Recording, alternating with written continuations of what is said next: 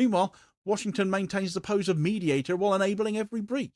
It knows Israel is striking targets during the supposed ceasefire. The OCHA has logged the shelling and the drone fire almost daily, but it refuses to call those violations.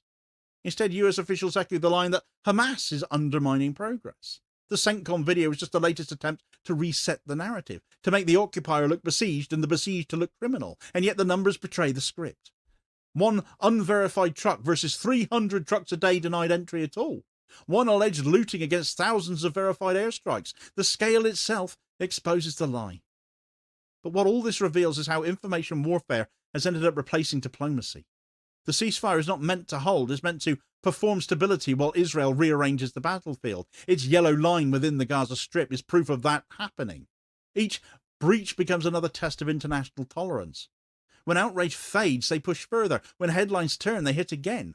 The wrong remains story was supposed to be the moral shock that justified resuming strikes. Instead, it backfired completely because the documentation trail all points the other way, and more people are questioning what Israel tells them.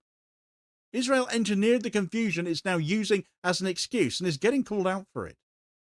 Forensic science is supposed to be neutral. DNA doesn't care about politics, you see. But when the state controls the swabs and the microscopes, the truth itself becomes contraband. The blockade of forensic materials isn't just a technical issue, it becomes a form of censorship. It stops Gaza doctors from proving what was done to their patients. It stops international investigators from building cases. It turns the rubble into silence. That's why this matters more than the propaganda cycle, because without evidence, there can be no accountability, and without accountability, every ceasefire is just an interval between crimes. Even Israel's domestic press has started to sense the danger. Haaretz has published editorials warning that Netanyahu's government is losing credibility abroad, one of the few Israeli outlets that at times holds him to account, or tries to. The longer it insists on stories that collapse under scrutiny, the more isolated it becomes, especially as they get exposed. Each exposed falsehood weakens the diplomatic shield that has kept the war going.